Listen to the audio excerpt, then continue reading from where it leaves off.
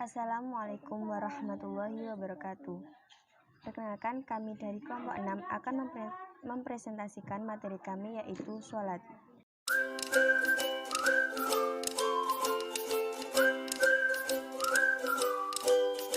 Anggota kami yang pertama yaitu Dilatul Arsyah dengan NIM 201200049. Yang kedua yaitu Dia Sekar Lestari dengan NIM 201200050.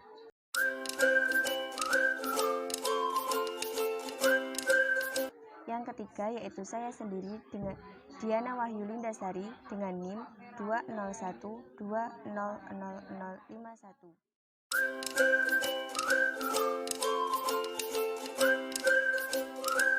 Pengertian sholat, landasan hukum, rukun, dan syarat melakukan sholat. 1. Pengertian sholat. Sholat ialah berhadap hati kepada Allah sebagai ibadah dengan penuh kekhusyuan dan keikhlasan di dalam beberapa perkataan dan perbuatan yang dimulai dengan takbir dan diakhiri dengan salam serta menurut syarat-syarat yang telah ditentukan. 2. Landasan hukum. Dalil yang mewajibkan sholat banyak sekali baik dalam Al-Quran maupun dalam hadis Nabi Muhammad SAW. Berikut salah satu dalil ayat Al-Quran yang mewajibkan sholat, yaitu Quran Surat Al-Baqarah ayat 43 yang artinya, dan laksanakan sholat, tunaikan zakat, dan rukuklah beserta orang yang rukuk. 3. Rukun dan syarat melakukan sholat. Dalam Islam terdapat syarat-syarat dan rukun-rukun sholat fardu yang harusnya dijalankan agar sesuai dengan syariat Islam. A. Rukun sholat. Rukun-rukun yang harus dijalankan dalam sholat yakni 1. Niat, 2. Berdiri bagi yang mampu, 3. Takbiratul ihram, 4. Melafalkan surat Al-Fatihah, 5. Ruku' atau membungkuk dengan tumakninah, 6. I'tidal dengan tumakninah, 7. Sujud dengan tumakninah, 8. Duduk di antara dua sujud dengan tumakninah, 9. Sujud kedua dengan tumakninah, 10. Tasyahud, 11. Melafalkan sholawat Nabi Muhammad SAW, dan 12. Salam. B. Syarat wajib sholat. Berikut syarat wajib sholat yang harus dipenuhi. 1. Beragama Islam, 2. Berakal, 3. Balik, dan 4.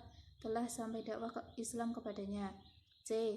Syarat sah sholat. Berikut syarat sah sholat yang harus dipenuhi. 1. Suci dari hadas kecil dan besar. 2. Suci seluruh anggota badan, pakaian, dan tempat sholat dari najis. 3. Menutup aurat. 4. Masuk waktu yang telah ditentukan untuk masing-masing sholat.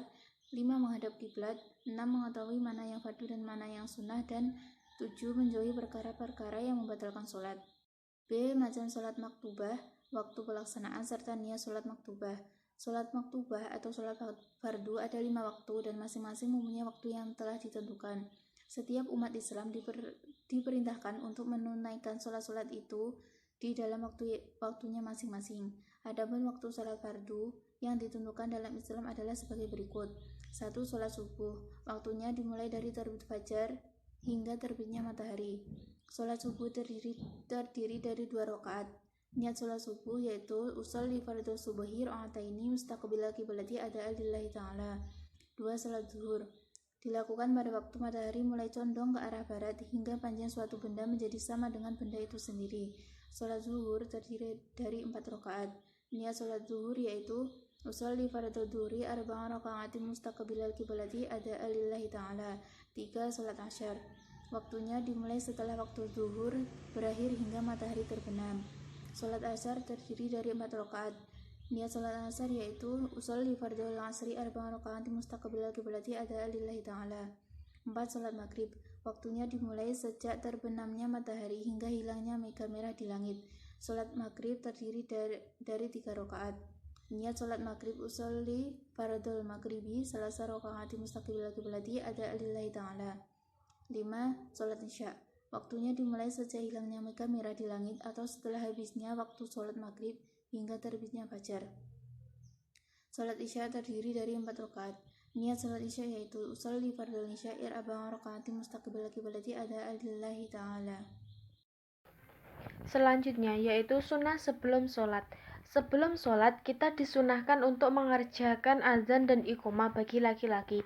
Azan ialah suatu kata-kata seruan yang tertentu untuk memberitahukan akan masuknya waktu sholat fardu. Adapun iqomah ialah kata-kata sebagai tanda bahwa sholat akan segera dimulai. Azan dan iqomah hukumnya sunnah muakkad bagi sholat fardu, baik dikerjakan berjamaah maupun sendirian. Disunahkan dengan suara yang keras kecuali di masjid yang sudah dilaksanakan sholat berjamaah untuk dikerjakan dengan berdoa menghadap kiblat. Selanjutnya yaitu sunnah ab'ad, yakni hal-hal yang disunahkan di dalam sholat, tetapi jika ditinggalkan maka disunahkan untuk menggantinya dengan sujud sahwi. Adapun sunnah ab'ad ada 4. Yang pertama yaitu membaca tasyahud awal, yang kedua membaca sholawat pada tasyahud awal, yang ketiga membaca sholawat atas keluarga Nabi Muhammad SAW pada tasyahud akhir, dan yang keempat adalah membaca qunut saat sholat subuh. Selanjutnya yaitu sunnah haiyat, yaitu mengangkat kedua tangan ketika takbiratul ikram, meletakkan tangan kanan di atas tangan kiri ketika berdiri setelah takbiratul ikram, membaca doa iftitah setelah takbiratul ikram, membaca ta'awudz ketika hendak membaca surat Al-Fatihah, yaitu membaca amin setelah surat Al-Fatihah, membaca surah Al-Quran pada 2 rakaat permulaan, yaitu rakaat pertama dan rakaat kedua setelah membaca surat Al-Fatihah, mengerjakan bacaan Al-Fatihah dan surat pada rakaat pertama dan kedua pada sholat maghrib dan isya, serta surat subuh selain makmum, membaca takbir ketika gerakan naik dan turun, membaca tasbih ketika rukuk dan sujud.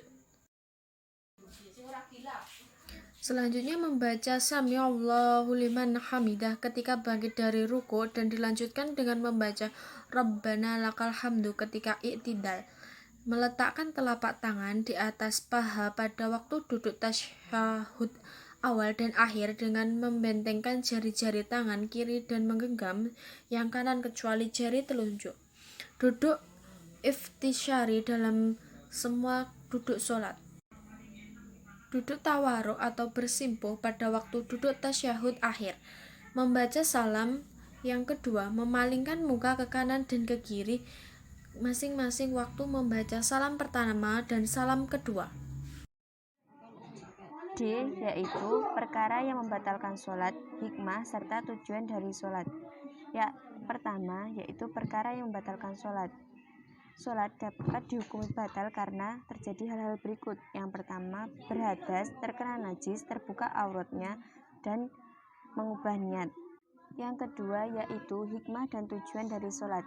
Ada banyak sekali hikmah yang terkandung dalam sholat. Di antaranya, dalam sholat ada sebuah sujud, sebuah posisi di mana kita merendah diri hingga mencium tanah. Ini merupakan pengingat bagi kita akan kerendahan kita di hadapan Allah Subhanahu wa Ta'ala, karena sesungguhnya di hadapan Allah kita hanyalah hamba yang mutlak sepenuhnya milik Allah. Yang selanjutnya yaitu tujuan sholat. Dalam surat At-Toha ayat 14 menjelaskan bahwa sholat adalah agar setiap hambanya senantiasa selalu berzikir kepada Allah. Arti zikir di sini adalah selalu mengingat Allah dimanapun dan kapanpun, seperti kita takbir membaca Allahu Akbar, yang berarti Allah Maha Besar, menjelaskan tentang keagungan Allah.